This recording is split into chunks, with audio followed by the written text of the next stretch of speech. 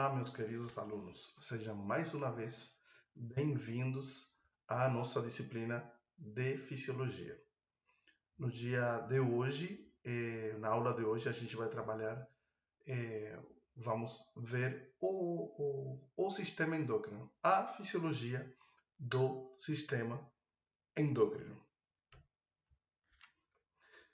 Dentro do conteúdo que a gente vai abordar nessa aula, vamos começar pelas generalidades do sistema de controle, comparação entre os sistemas de controle. A gente terminou, agora há pouco, o estudo do sistema nervoso, que foi o primeiro sistema de controle que nós estudamos, e hoje estamos dando início ao sistema endócrino, que é o outro sistema de controle. Então, para iniciar, ou antes de iniciar o sistema endócrino, a gente vai comparar alguns pequenos aspectos do sistema endócrino com o sistema nervoso. Vamos ver a definição de hormônio, vamos ver os modos de ação dos hormônios, como se classificam quimicamente os hormônios, quais são os mecanismos gerais de ação dos hormônios. Depois temos uma parte na que vamos entrar detalhando cada hormônio, como funciona. Vamos falar da relação hipotálamo-hipófise. Vamos ver que essa relação é o que normalmente acostumamos chamar a ponte de união entre o sistema nervoso e o sistema endócrino. E vamos apresentar as glândulas típicas e seus hormônios. Por que glândulas típicas? Porque, independentemente de que existem glândulas reconhecidas como glândulas endócrinas, também existem no organismo outros tecidos com função endócrina e não somos típicos do dia a dia, não somos mais conhecidos, porém tem função endócrina. O objetivo geral da nossa aula é que vocês, ao encerrar a aula, ao terminar a aula, vocês sejam capazes de descrever as principais funções do sistema endócrino a partir do estudo das estruturas químicas dos hormônios, mecanismos de ação e as formas de regulação desses hormônios ou do sistema endócrino de forma geral. Dentre os objetivos específicos, a gente tem, primeiro, definir hormônio e glândula, definir o que é um hormônio, o que é uma glândula, classificar quimicamente os hormônios, associar a estrutura hormonal, ou seja, a classificação química do hormônio, com o mecanismo de ação hormonal que ele vai seguir. Descrever os mecanismos gerais de ação dos hormônios. Vamos falar do mecanismo lipídico e o mecanismo proteico. Desde já, estou dando spoiler, são dois mecanismos gerais. Depois, cada hormônio tem uma que outra particularidade, mas de forma geral se comportam dessas duas formas. A bibliografia, temos a bibliografia básica, que tenho falado a vocês até agora, que é a bibliografia básica principal que usamos é o Tratado de Fisiologia Médica, de Guyton, em qualquer uma das três edições, 11ª, 12ª e 13ª, que é a mais nova, e que a 12ª é a que temos maior quantidade na biblioteca do nosso campus.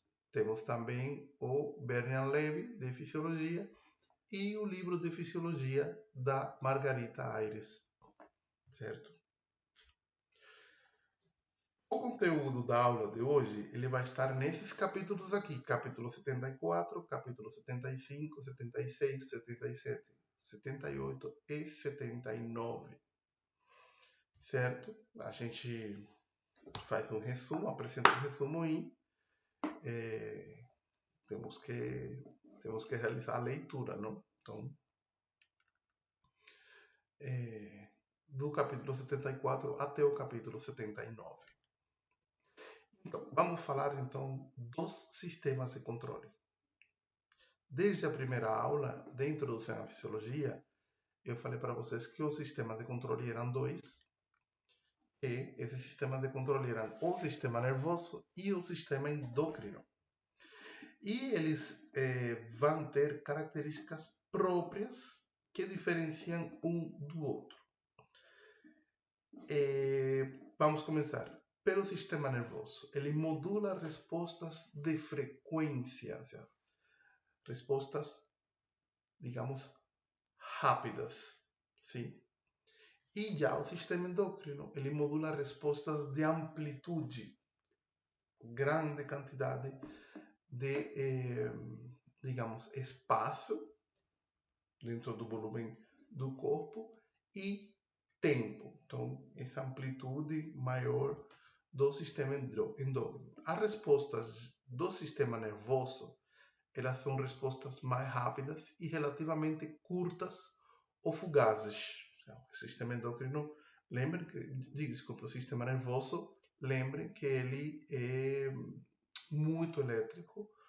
Todas as formas de controle são feitas por impulsos elétricos, que a gente costuma chamar de potencial de ação, ou como as pessoas, ou como se chama comumente, o impulso nervoso. Já as respostas do sistema endócrino, elas são respostas lentas e de relativamente longa duração, inclusive duração bastante longa. E aqui temos exemplos.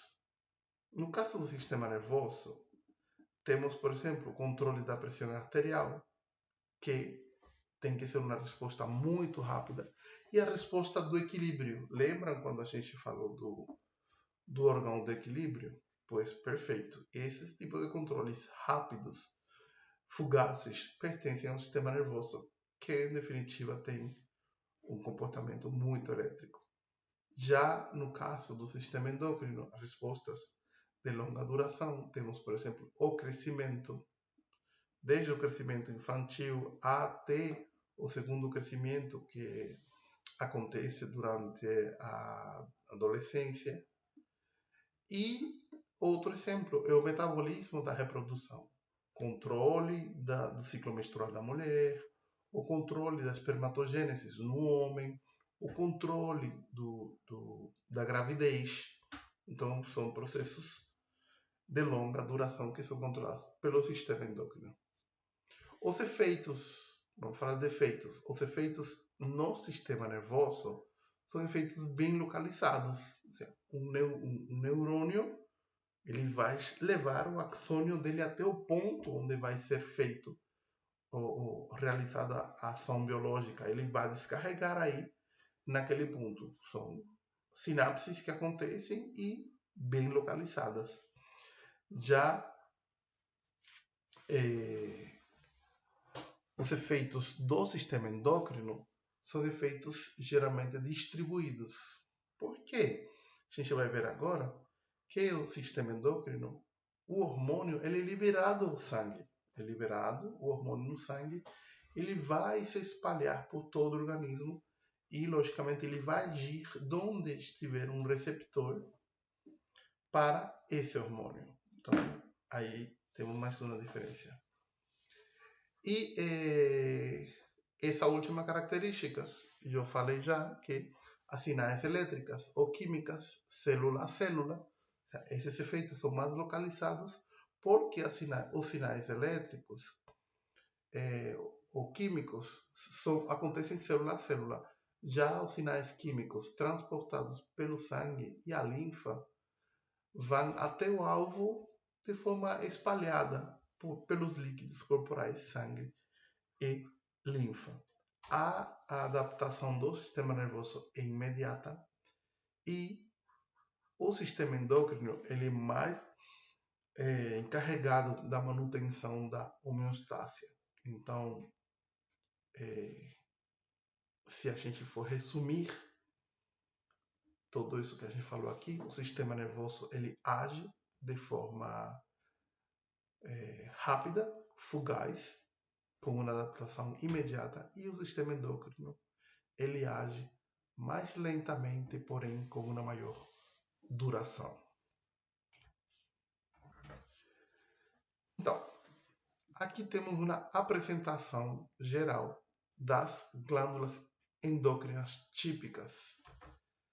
Temos a hipófise, a glândula pineal, a glândula tireoide e as paratireoides que ficam em cima de cada lado da glândula, lóbulo da glândula tireoide. Temos o timo, temos o pâncreas. Vamos ver o pâncreas, que ele tem uma característica bem especial. Temos o rim, as glândulas suprarrenais. Sim? O tecido adiposo ele também tem um efeito endócrino, só que quase nunca se vê como uma glândula endócrina per se. O intestino delgado ele tem efeitos endócrinos também. Temos, no caso do sexo feminino, os ovários e no caso do sexo masculino, os testículos. Sim? Então, as glândulas endócrinas típicas, elas são estruturas formadas por tecido epitelial, altamente especializadas na síntese e a secreção de uma substância química ativa específica, chamada de hormônio. Essas glândulas endócrinas, elas não possuem conduto de saída. E essa é a principal característica que diferencia uma glândula endócrina de uma glândula exócrina. E o que é uma glândula exócrina? Gente, as glândulas exócrinas, elas são glândulas que possuem um conduto. Quais são as glândulas exócrinas mais conhecidas no nosso organismo? Por exemplo, no caso das mulheres, a glândula mamária, que tem um conduto pelo qual sai o leite, quase sempre posterior. Temos as glândulas sebáceas e as glândulas sudoríparas da pele. Elas são glândulas exócrinas, não endócrinas. E esses são os exemplos mais conhecidos. E o pâncreas, que a gente vai estudar hoje, ele tem as duas funções. O pâncreas ele é exócrino e ao mesmo tempo é endócrino. Ou seja, o pâncreas é exócrino e ao mesmo tempo é endócrino. As secreções das glândulas endócrinas, elas passam ao líquido extracelular e de aí passam ao sangue e à linfa. Ou seja, a glândula produz o hormônio, o sistema circulatório ele vai inervar essa glândula e quando sai dessa glândula ele leva consigo os hormônios que foram produzidos pela glândula. Não tem nenhum conduto no qual seja liberado esse suco de hormônios, por assim dizer. Tá? E precisamente por elas não conterem um conduto, elas são muito irrigadas, elas têm muito capilares sanguíneos atravessando elas para precisamente coletar esses hormônios produzidos pelas glândulas. Então, além dessas glândulas clássicas, eu tinha falado para você que existem outros órgãos e tecidos com função endócrina. Sim, elas não são as típicas, porém elas secretam substâncias ativas também chamadas de hormônios. Por exemplo, no trato digestório temos, por exemplo, a produção de hormônios chamados secretina, gastrina, colecistocinina, péptido,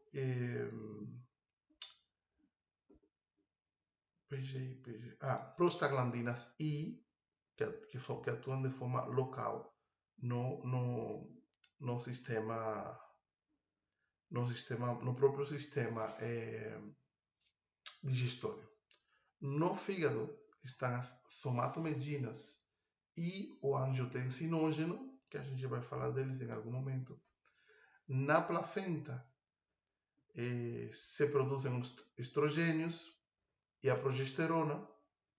No coração se produz o péptido, o hormônio natriurético, que também chama-se péptido natriurético atrial, porque é produzido no átrio. Ele está relacionado com a excreção de cálcio, que a gente vai ver isso depois. E nos tecidos do sistema nervoso são produzidas as endorfinas. São hormônios que provocam uma felicidade assim, bem marcada. E alguns outros tecidos, eles produzem bradicinina, histamina e prostaglandinas, que elas são mediadoras dos processos inflamatórios da dor, rubor e o calor provocado precisamente nos processos inflamatórios. Hormônio. Vamos falar do hormônio então. O termo hormônio ele foi planteado por Boglis e Starling em 1900 para a secretina e ela vem do término grego euexito, ou seja, hormônio. Ela procede do termo grego euexito, o termo grego que significa euexito, certo? A definição clássica do hormônio era, inicialmente, uma substância ou entidade química que é liberada no sangue em pequenas quantidades, se distribui por todo o organismo e produz uma resposta fisiológica típica numa célula, o órgão-alvo. Claro que tem uma definição mais atual.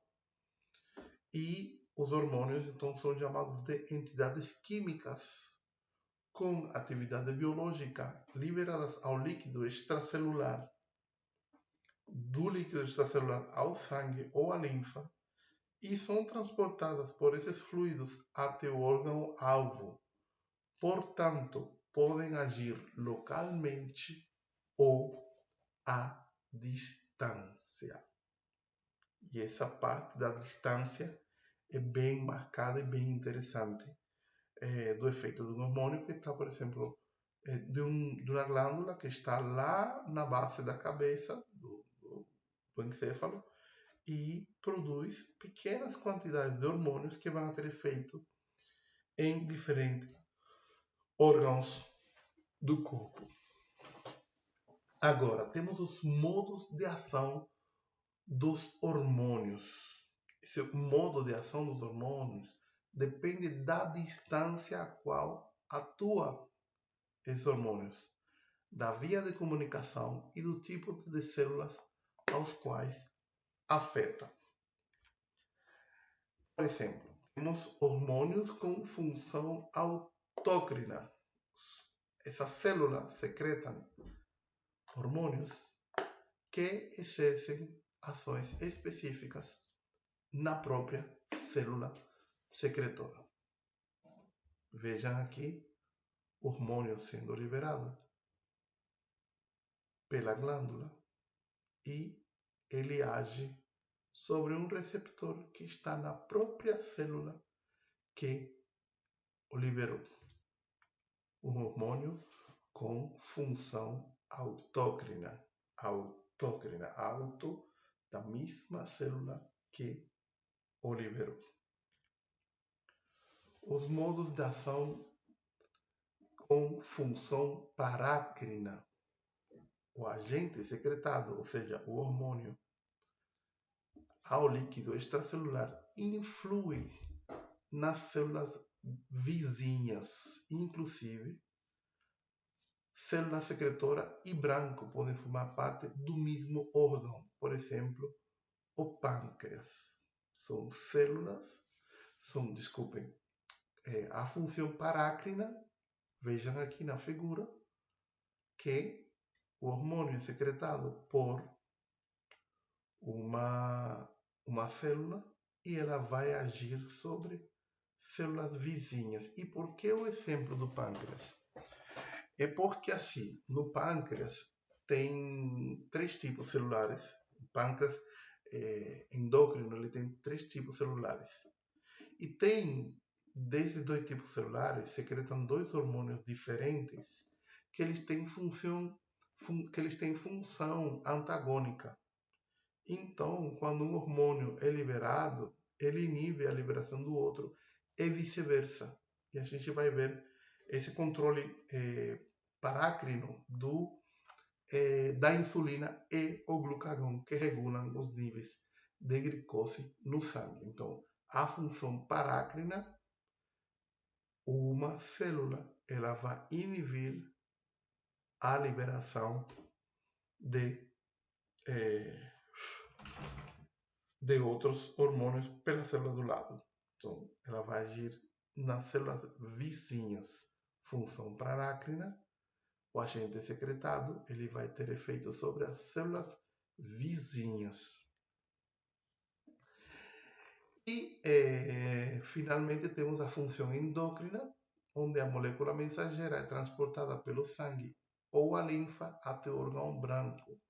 É assim, já não é as células que estão no mesmo meio, sino que passa o sangue, passa para a linfa, circula pelo organismo até achar o receptor na célula alvo para a qual ela foi desenhada. E temos o caso particular da função neuroendócrina. É quando uma célula nervosa, um neurônio, ele é capaz de liberar uma molécula mensageira diretamente no sangue. E a gente vai falar disso, temos uns exemplos bem clássicos relacionados com a hipófise, que desde já vou dando spoiler de que a hipófise, mesmo sendo a glândula menor do organismo, ela é a glândula que maior efeito tem no organismo, porque essa glândula pequena, que ela está diretamente relacionada com o sistema nervoso, ela é a ponte entre o sistema nervoso e o sistema endócrino. Então, essa minúscula glândula, ela vai regular outras glândulas do sistema endócrino. Então, vamos falar dos hormônios, daquele agente biológico, ente biológico, substância biológica. Vamos falar dos hormônios. Como se classificam quimicamente os hormônios. E, desde já, sem muito preâmbulo, como se classificam os hormônios. Um primeiro grupo de hormônios são proteínas e polipeptídeos. Vocês lembram de bioquímica? Uma proteína era proteína quando tinha mais de 50 aminoácidos. E um polipeptídeo pode ser uma proteína, mas pode não ser uma proteína, pode ter menos de 50 aminoácidos. Temos o segundo grupo de hormônios que são derivados do aminoácido tirosina, como é o exemplo da adrenalina e dos hormônios do tireoide. E temos um terceiro grupo de hormônios que são de tipo esteroidais, e ainda também temos as prostaglandinas, que são hormônios com efeito local, não são um efeito muito geral no organismo. Já no caso dos esteroides, eles sim se distribuem grandemente por grandes lugares no organismo, inclusive eles conseguem ficar até, às vezes, acumulados, certo? No organismo. Daí que a gente faz primeiro o chamado de atenção para as pessoas que utilizam ou que usam esteroides sem supervisão médica para questões relacionadas à academia e melhoras da condição física do corpo. Agora, dentro dos três grandes grupos, o grupo mais representado é o grupo das proteínas e polipeptídeos, que tem 1, 2, 3, 4, 5, 6, 7, 8, 9, 10, 11 e 12 hormônios de tipo proteicos. Derivados do aminoácido tirosina, temos T3 e T4, ok? Que é triodotironina, tetraiodotironina, e adrenalina ou epinefrina e noradrenalina ou norepinefrina.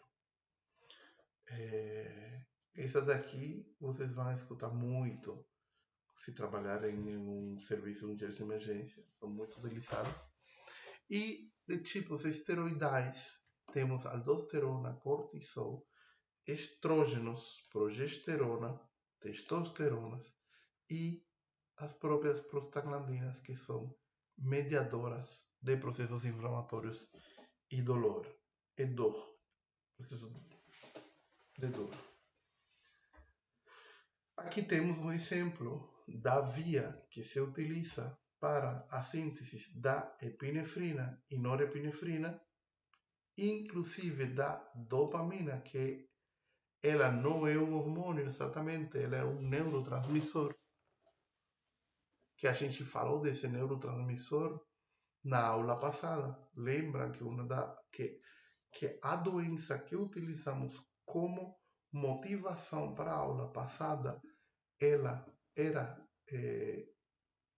o Parkinson, que tinha como causa a lesão do núcleo da base, substância negra, e que parava de produzir dopamina, pois a dopamina é produzida a partir do aminoácido tirosina.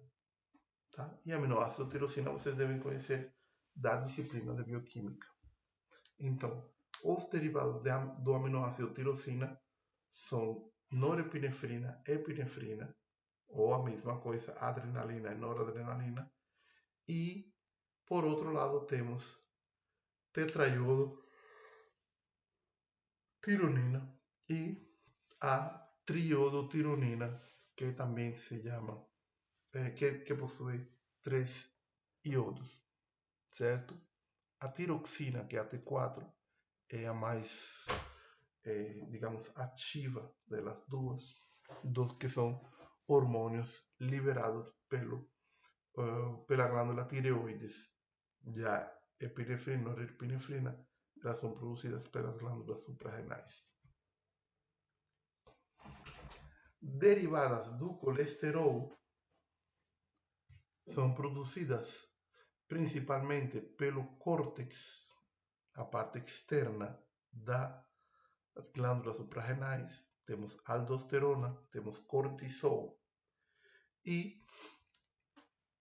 no caso do ovário, está estradiol.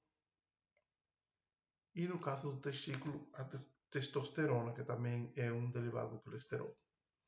Agora, vamos falar dos dois grandes mecanismos de ação dos hormônios. Desde já falar, existe um mecanismo de ação chamado mecanismo de ação lipídio. E por aqui, por esse mecanismo, esse mecanismo vai representar aqueles hormônios daqui. Vou voltar atrás um pouco para mostrar para vocês que esse mecanismo lipídio ele vai responder a esses hormônios daqui e esses dois primeiros hormônios daqui. Já o outro mecanismo, que é o mecanismo proteico, ele vai, como o seu nome diz, ele vai ser o mecanismo básico desses hormônios daqui e mais esses dois daqui. Então, essa é a distribuição. O mecanismo de ação lipídio. Quando um hormônio lipídico ele é produzido pela glândula, ele é liberado ao líquido extracelular. Do líquido extracelular, ele viaja para o sangue ou para a linfa. E esse hormônio ele vai precisar de uma proteína transportadora. Gente, os hormônios lipídios eles não podem circular soltos no sangue. Eles vão ter sempre uma proteína transportadora. Se vocês não sabem o nome de uma proteína transportadora de hormônios, a primeira coisa que vocês vão chutar é albumina. Lembrem quando a gente estudou proteína que eu falei para vocês.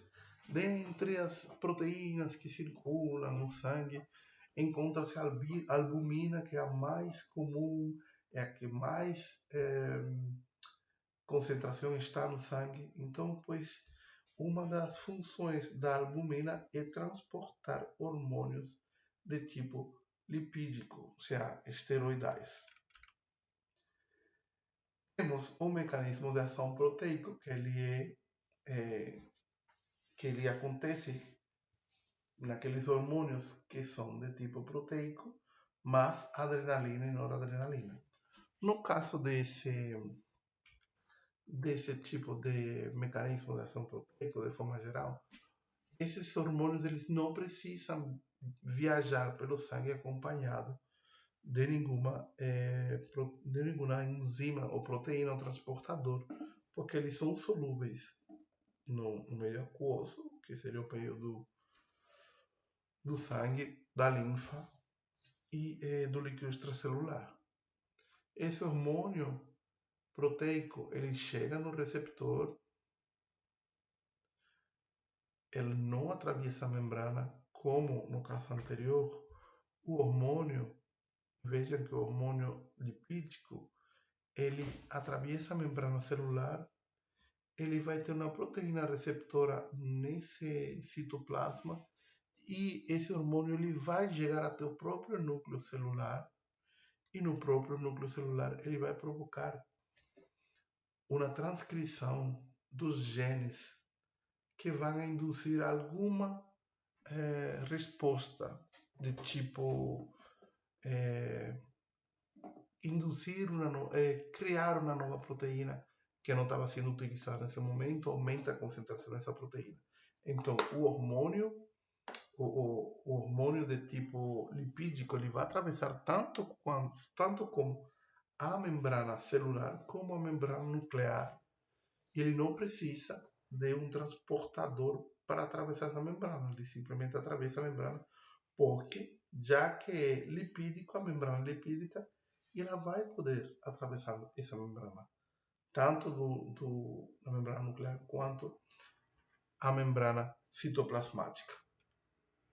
Já o mecanismo de ação proteico, uma proteína, ela não pode atravessar a membrana de jeito nenhum.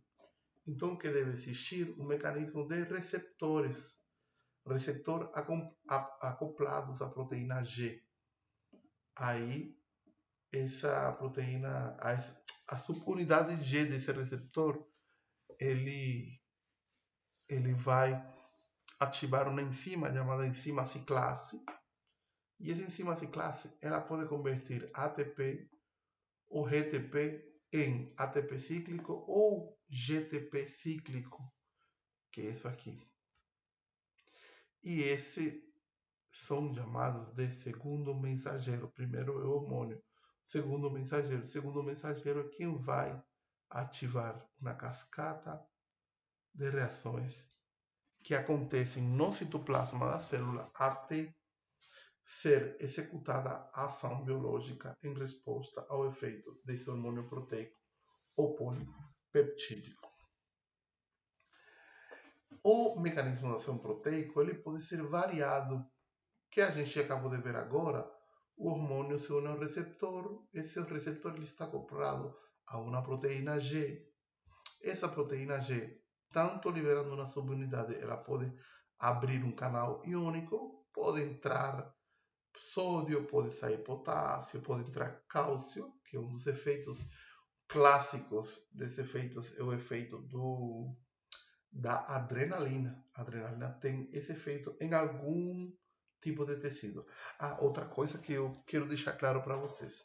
Um mesmo hormônio, dependendo do receptor que ele possui, ele vai ter, dependendo do receptor e do órgão onde estiver esse receptor, vai ter efeitos diversos ou diferentes, inclusive até contrários em órgãos diferentes, certo? A adrenalina pode ter um efeito sobre o coração e ela pode ter um efeito sobre os vasos sanguíneos periféricos, diferentes efeitos. E outro mecanismo é o mecanismo da enzima proteína tirosina quinase, que ela, ao final, vai ativar na cascata de fosforilação, no qual se ativam proteínas que vão produzir uma resposta celular. Ou seja, esse mecanismo de fosforilação seria colocar um grupo fosfato ou tirar um grupo fosfato de uma enzima para ela se ativar ou desativar. Quando a gente estudou enzimas, a gente falou um pouquinho desse mecanismo de ativação por fosforilação.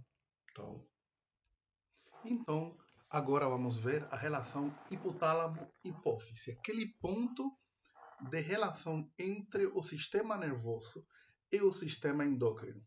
Mesmo que ambos são sistemas de regulação,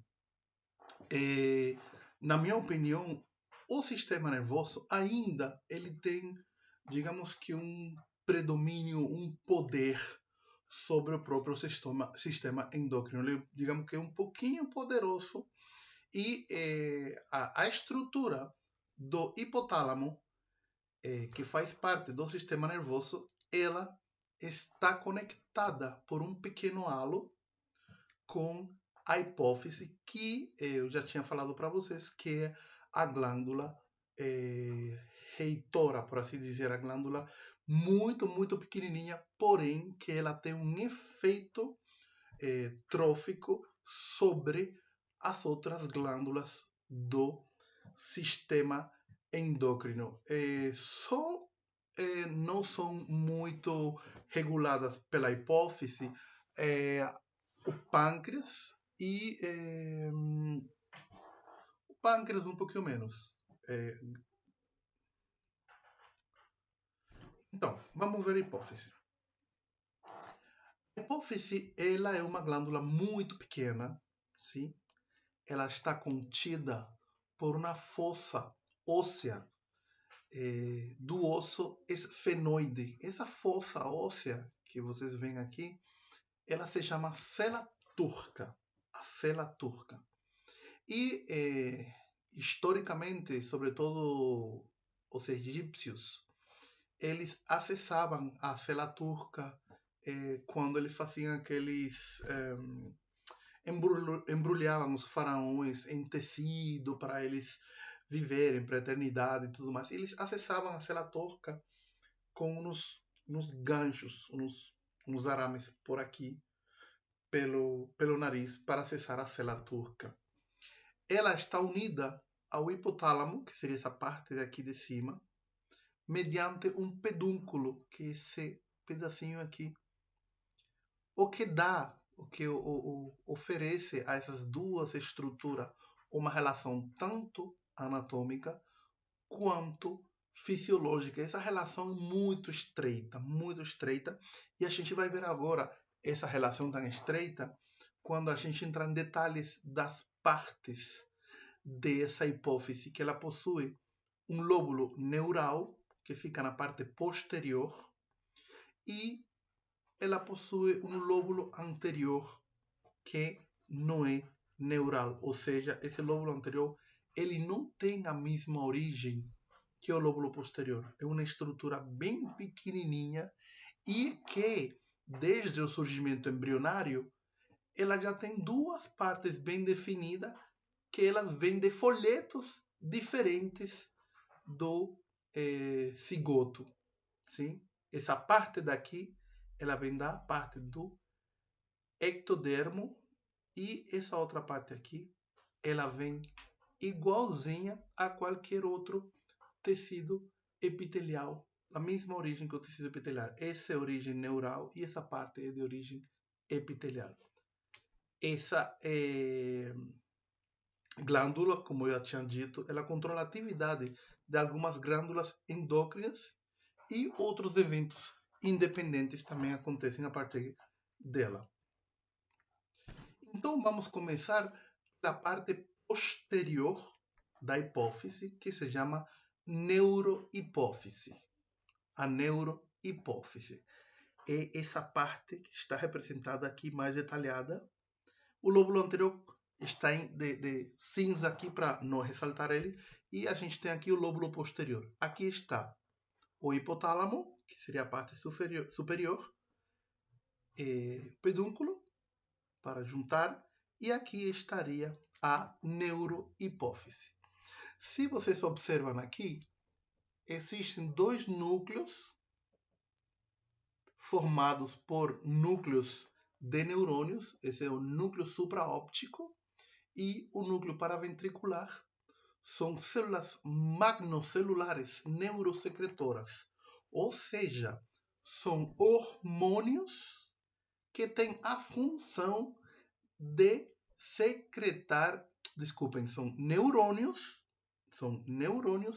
que têm a capacidade de secretar hormônios. Esses hormônios eles são secretados aqui na neurohipófise, certo? Então, esse lóbulo, como eu tinha dito no slide anterior, é uma projeção de um tecido nervoso de origem ectodérmica.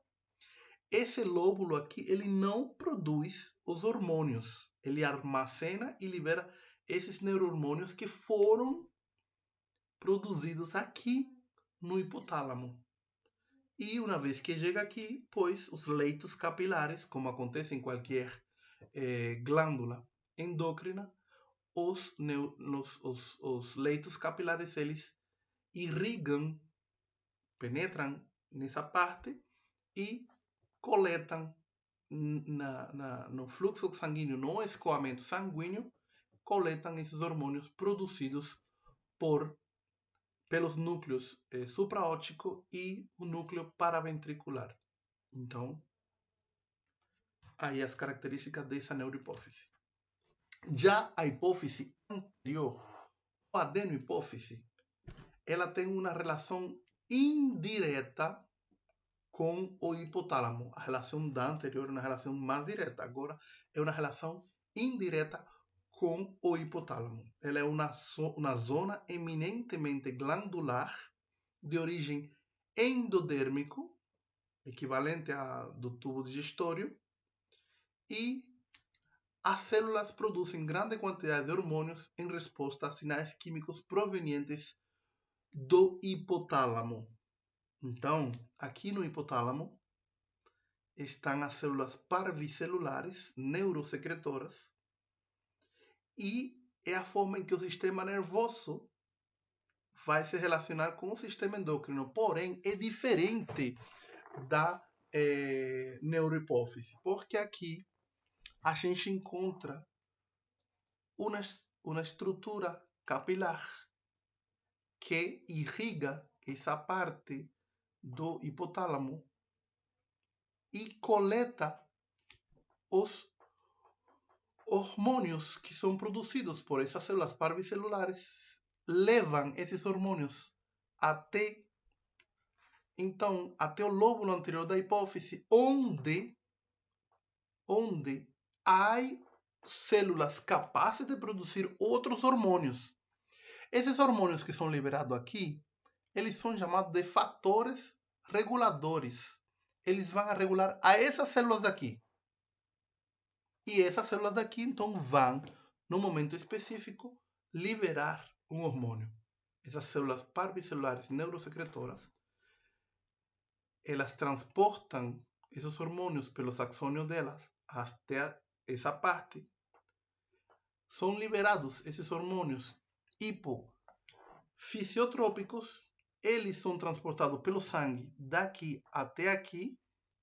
Acontece a estimulação ou inibição da liberação de hormônios da hipófise anterior e depois esses hormônios são transportados no sangue e vão ter ação nos órgãos do corpo, incluindo outras glândulas do sistema endócrino que vão responder a, digamos assim, orientações ou regulação indicada por ou pela parte anterior dessa hipófise.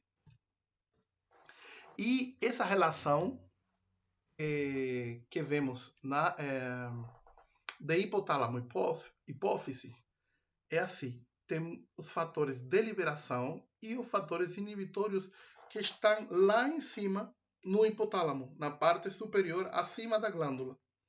Eles podem ser neurohormônios ativadores da atividade secretória da adenohipófise ou podem ser inibitórios, neurohormônios inibidores da atividade secretora da adenohipófise. Ou seja, esses neurônios daqui eles vão secretar substâncias que vão agir nesse conjunto celular de células secretoras de hormônio e Esses fatores, essas regulações, elas podem ser tanto positivas de liberação ou inibitórias, como para não liberar. E os nomes desses fatores que estão nos neurohormônios do lado do hipotálamo são GRH, hormônio liberador da GH, e GH é que? Hormônio do crescimento. SS, que é a somatostatina, é um hormônio inibitório, ela manda a inibir o hormônio do crescimento e também manda a inibir o hormônio liberador de tirotrofinas, ou seja, do tireoide. Temos o fator de liberação TRH, que seria hormônio liberador de tirotrofinas. Ele vai ser positivo para os hormônios do tireoide, ativa a liberação do tireoide, e inibidor da prolactina, do leite. Temos a dopamina, que já a gente falou da dopamina, ela é inibitória para a prolactina, certo? Desculpe, TRH, ela é liberador da prolactina. A dopamina é inibidor da prolactina. Temos a GnRH, que é o hormônio liberador de gonadotrofinas. GN é de gônadas, e ela vai induzir no endométrio da mulher a liberação de hormônio luteinizante, que é da formação de corpo lúteo, e hormônio liberador folículo estimulante. E o CRH, que é o hormônio liberador de corticotrofinas, ele vai atuar sobre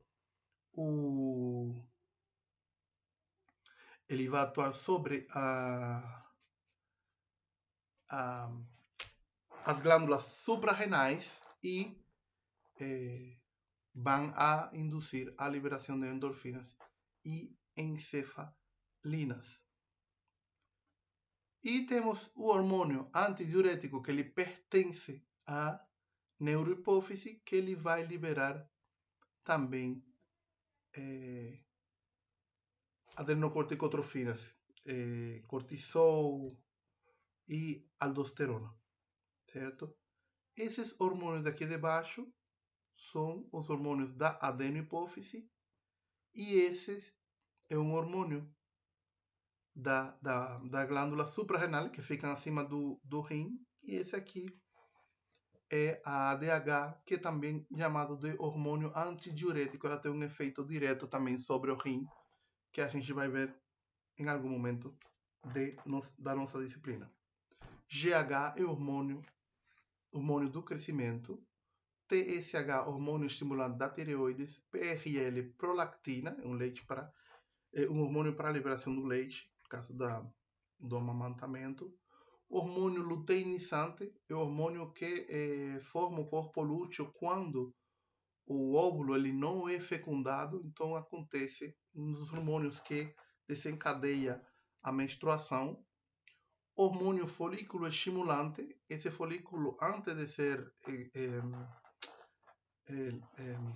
descartado, se não foi fecundado, ele deve ser estimulado para se formar.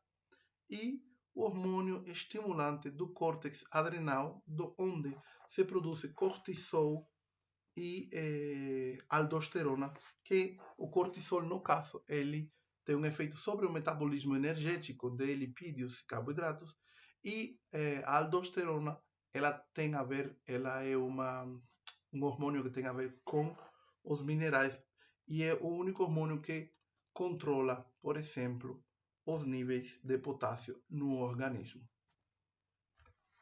Então, vamos ver aqui como, nessa imagem, é uma imagem importante.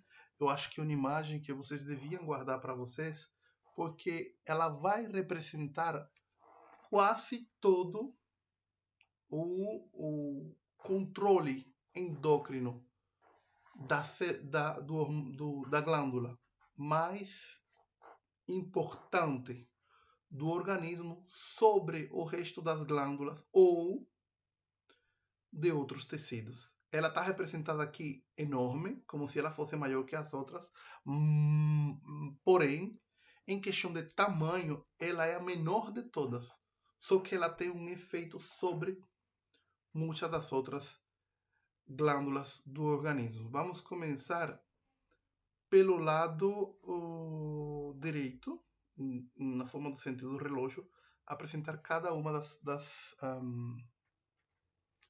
dos efeitos da hipófise sobre outras glândulas ou outros tecidos. Essa daqui é a adenohipófise, ou hipófise anterior, sim?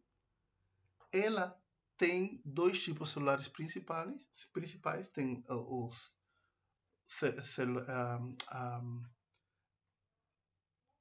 células acidófilas e células basófilas. Uma delas produz ACTH, que seria estimula a corteza suprarrenal, seria a borda externa da corteza suprarrenal, que secreta cortisol e aldosterona. E isso que vocês veem para trás é um feedback, um sistema no qual, quando a glândula alvo libera o hormônio, esse mesmo hormônio ele já dá um sinal ao cérebro, ao hipotálamo, para dizer não precisa mais por enquanto. Tem a TSH, que é hormônio estimulante do tireoide, e vai induzir a liberação de T3 e T4, que são os hormônios do tireoide, que participam também do metabolismo energético, carboidratos, lipídios. Tem o hormônio folículo estimulante e luteinizante, que no caso do ovário vai a participar no desenvolvimento folicular e na secreção de estrogênio, e hormônio luteinizante durante a ovulação vai liberar progesterona, e todas elas vão dar um feedback para o cérebro. No caso da glândula mamária, a prolactina ela não vai dar um feedback, senão vai induzir a secreção de leite para o amamantamento, e o feedback ele é dado quando a criança coloca a boca no peito e succiona, ou, mais interessante ainda, quando a criança chora e o próprio sistema nervoso sensorial da mãe escuta a criança chorando e os peitos começam a liberar o leite. Também tem um efeito sobre o tecido adiposo para a elevação dos ácidos graxos livres, hormônio do crescimento, e a liberação das somatomedinas, que são do fígado. Na verdade, essas células daqui, quando liberam essas hormônios do crescimento, essas hormônios do crescimento induz no fígado a liberação de somatomedinas, que tem um efeito, por exemplo, sobre o músculo, para aumentar a produção de glicose e aumentar o crescimento ósseo. Esse tem um passo intermédio aqui, que é a liberação, a indução de somatomedinas no fígado. Temos também, já na parte da neurohipófise, que ela é monitorada pelos núcleos paraventriculares e supraópticos. Temos então a liberação da oxitocina, que participa na contração mioepitelial da glândula mamária. Na verdade, ela contrai o conduto interno da glândula mamária para o leite poder sair. E participa no útero, no momento da contração do parto da mulher. E no caso do homem, ajuda no processo de ereção do pênis também. Já o hormônio antidiurético, ADH, ele vai atuar no rim e vai provocar a expressão de canais de água para reabsorver água para o sangue. Ou seja, esse hormônio antidiurético é um dos hormônios que permite que a gente não se desidrate. ele tem uma importância grande, é aproveitar a água que vai ser eliminado quando vão ser excretados as substâncias tóxicas do organismo. Essa eliminação é o mais concentrado possível. Então, ela reabsorve essa água. Vamos ver então o mecanismo da ADH, que também ela se chama vasopressina. Por que vasopressina? Porque ela tem receptores tanto no rim quanto nos vasos sanguíneos. Então, o efeito da vasopressina, ou seja, o efeito ADH ou vasopressina no sistema circulatório, a gente vai ver quando a gente estudar controle da pressão arterial no sistema circulatório. E aqui vamos falar então da absorção da água. Esse aqui é um túbulo renal, certo? Um dos condutos renais por onde se filtra e se elimina líquido e substâncias tóxicas, vamos dizer assim, para substâncias tóxicas do organismo. Então, o que acontece? É muito comum que em esse túbulo, em esse lumen aqui, a água sai no processo de filtragem. Porém, essa água que sai, nem toda deve ser descartada, senão que ela deve ser reabsorvida. O que acontece? A vasopressina, que ela é um hormônio liberado pela neurohipófise, ela viaja pelo sangue, chega a um receptor lá em essas células do rim. Esse receptor está acoplado a uma enzima que se chama adenilato ciclase, e essa adenilato ciclase, ela produz, a partir de ATP, produz um segundo mensageiro, chama-se assim, adenilato ciclase produz AMP cíclico. E esse AMP cíclico ele vai induzir que umas vesículas que estão nas células dessas células renais, elas se expressem na membrana por um processo chamado exocitose, que vocês devem ter estudado na biologia celular.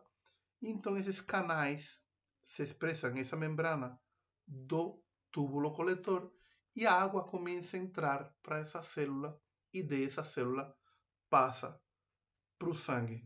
Passa primeiro pelo fluido intersticial medular e depois passa para o sangue. Então, o mecanismo de ação da ADH ou vasopressina consiste em que se expressem aquaporinas, que é o nome que recebe esse canal de água, poros de água, aquaporinas, de tipo 2, para reabsorção de água no lumen do túbulo coletor dos rins. Vamos ver então algumas outras glândulas típicas e seus hormônios. Agora vamos ver um pouquinho as glândulas que são reguladas principalmente por adenohipófise. Temos a glândula do tireoides, sim? Ela fica aqui na base do pescoço. Quando o médico vai examinar ela, ele fica por detrás da pessoa e ele apalpa a base do pescoço para ver o tamanho que ela tem. É uma glândula que, se o funcionamento dela não está bom, sobretudo no caso do hipotiroidismo, ela começa a aumentar o tamanho, ela se hipertrofia, ela cresce de tamanho para tentar suprir, produzir mais os hormônios, e aí vai aumentando e aparece aquela doença que é chamada de bócio. Em português, se vocês chamam de bócio, a pessoa tem a base do pescoço engorda, aumenta o volume e os olhos da pessoa são mais pronunciados, certo? Tem a triiodotironina e a tetraiodotironina, que a T4 é a mais importante, que também se chama tiroxina, com X. Tiroxina. E ela, além desses dois hormônios que regulam o metabolismo energético, esses dois hormônios, lembrem, quando a gente estudou agora a classificação deles, eles são derivados do aminoácido tirosina e eles seguem um mecanismo de ação lipídico. elas são capazes de atravessar a membrana, a bicamada lipídica e chegar até o núcleo. O outro hormônio que é produzido por essa glândula é a calcitonina. E como o nome dela fala, ela tem a função de regular o cálcio. E o que ela faz? Ela induz o armazenamento de cálcio nos dentes e no osso. Então, quando esse hormônio aumenta, a concentração do cálcio no sangue ela diminui e aumenta dentro dos ossos e os dentes. Essa regulação da calcitonina ela não é muito regulada pela hipófise. Ainda que a glândula é a mesma, e a T3 e a T4 são reguladas pela glândula hipófise, pela adenohipófise, existe uma glândula que se chama TSH, desculpe, existe um hormônio que se chama TSH. Esse hormônio TSH é o hormônio estimulante do tireoides. Ele vem de lá, da hipófise, da adenohipófise, para liberar esses dois hormônios. Porém, aquele agente liberador ele não tem muito efeito sobre a liberação da calcitonina, senão que a calcitonina tem outro efeito de feedback e está relacionada com outro hormônio que se chama paratormônio. Esse paratormônio ele é completamente antagônico ao efeito da calcitonina. Se a calcitonina sequestra o cálcio que tem no sangue e guarda nos ossos e dentes, o paratormônio faz o contrário. Ele tira o cálcio de dentro dos ossos e os dentes e coloca para circular no sangue, porque tem que ter um equilíbrio. Tem que ter tanto cálcio guardado no osso e no dente, quanto o cálcio que está circulando no sangue, certo?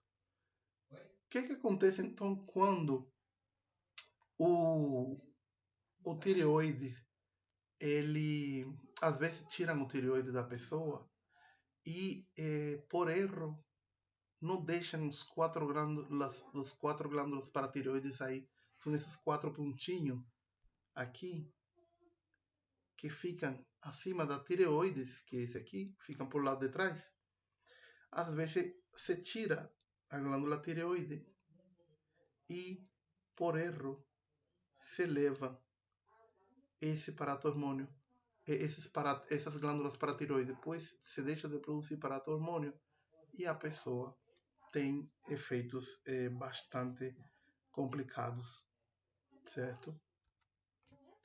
Temos as glândulas suprarrenais, que elas ficam acima de cada rim, fica uma acima de cada rim, e ela tem duas partes importantes. Tem o córtex, que é a parte externa da glândula, e tem a medula, que produz hormônios completamente diferentes do córtex. No córtex são produzidos mineralocorticoides, que no caso nosso é aldosterona, e também no córtex se produz os corticoides como cortisol, e também se produzem os hormônios sexuais. Se produz progesterona, se produz testosterona. E já na medula, que seria a parte bem interna, se produz adrenalina e noradrenalina, que tem outra natureza, são derivadas de aminoácidos. A adrenalina e noradrenalina, elas funcionam, o mecanismo de ação dela funciona como o de qualquer hormônio proteico. Ele não atravessa a membrana celular e ele viaja livre no sangue. Já esses daqui, eles viajam unidos à albumina, porém, em compensação, eles atravessam a membrana da célula e conseguem chegar até o núcleo celular. Esse tipo de hormônios que conseguem chegar até o núcleo celular, eles são muito mais relacionados à regulação a longo prazo. Crescimento, sexualidade, órgãos genitais, segundo crescimento, etc. E temos o pâncreas, que a gente costuma colocar um sobrenome para ele, pâncreas endócrino, porque o pâncreas ele é uma glândula mista. Se vocês veem aqui, ele tem um conduto central que descarrega no duodeno, sim? E essa seria a parte exócrina dele, onde ele produz os enzimas que vão participar da digestão. E temos a parte do corpo do pâncreas que não tem nada a ver com esse conduto e se é irrigado muito pelo sistema circulatório, onde esse pâncreas ele produz principalmente insulina e glucagon. Insulina e glucagon eles são muito parecidos. A relação deles é similar à relação calcitonina para hormônio. Calcitonina para hormônio tem uma relação assim negativa um sobre o outro e controlam os níveis de cálcio, e já que o glucagon e o paratormônio, o glucagon e a insulina são encarregados de controlar as concentrações de glicose. Quando o glucagon tira a glicose de dentro do fígado para aumentar no sangue, a insulina faz o contrário. Quando você se alimenta, ela capta a glicose que está circulando no sangue e ela guarda essa glicose no fígado e no músculo, mediante um processo chamado glucogenogênese. E o processo inverso seria a glucogenólise, que ela é induzida pelo glucagon. Quando a sua glicose está começando a diminuir no seu sangue, você vai precisar, qualquer organismo precisa alimentar o cérebro com glicose, que é a única energia que ele utiliza a partir da glicose. E daí, então, daí que é importante essa relação glucagon-insulina. Se essa relação glucagon-insulina desses dois hormônios ela está desequilibrada, é muito provável que a pessoa tenha episódios de desmaios por hipoglicemia ou hiperglicemia em alguns outros casos, quando se tem aquele problema de insulina que não consegue guardar a glicose no fígado. A gente vai falar sobre diabetes em algum momento e a gente vai explicar mais um pouco o efeito da insulina, que é a mais evidente nesse tipo de patologia. E temos as gônadas masculinas, no caso os testículos, também são muito irrigados pelo sangue, e o hormônio que produzem, principalmente a testosterona, também se produz progesterona no homem lá, tanto aqui quanto nas glândulas suprarrenais. E os caracteres dos genitais, eles se devem a essa testosterona que é produzida aqui, mas também que é produzida nas suprarrenais. Então, e esse tipo de hormônio, ele tem a função de manutenção do sistema reprodutivo masculino e a manutenção de caracteres sexuais secundários. Por exemplo, essa noz que temos aqui os homens, o cabelo da barba, o cabelo do púbico, certo? A mesma coisa acontece nas gônadas femininas, que o ovário ele produz os hormônios estrogênio e progesterona, que são para a manutenção do sistema reprodutivo, os caracteres sexuais secundários da mulher, como os peitos, os pelos, a distribuição lipídica no corpo da mulher, que é diferente do homem, e a progesterona, que ela é para a manutenção do útero durante a gravidez. Durante a gravidez também é produzida a progesterona, e o estradiol é produzida por a placenta, um efeito também produtor. A placenta ela é também um órgão com atividade endócrina.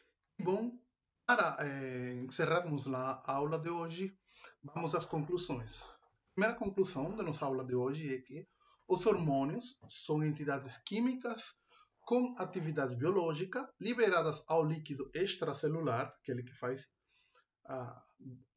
os contornos das células, e daí ao sangue ou à linfa, e são transportadas por esses fluidos até o órgão-alvo, podendo atuar localmente ou à distância. Os hormônios se classificam em 3 tipos: hormônios proteicos ou peptídeos, hormônios derivados de aminoácidos, temos o caso dos aminoácidos tirosina e fenilalanina, e hormônios esteroidais e prostaglandinas. Os hormônios proteicos, peptídeos e as catecolaminas, adrenalina e noradrenalina, atuam seguindo um mecanismo proteico. E os hormônios tipo esteroides e prostaglandinas atuam na célula-alvo seguindo um mecanismo de ação lipídico. No mecanismo de ação lipídico, os hormônios entram na célula, inclusive até o núcleo celular, induzindo respostas de transcrição, tradução, expressão de novas proteínas, enzimas ou canais. No mecanismo de ação proteico, se precisa de um segundo mensageiro, pois o hormônio ele não pode atravessar a membrana celular, já seja por conta do tamanho e a incompatibilidade com a polaridade dos lipídios da bicamada lipídica. Bom, até aqui nossa aula. Muito obrigado a todos pela atenção. Grande abraço e bons estudos.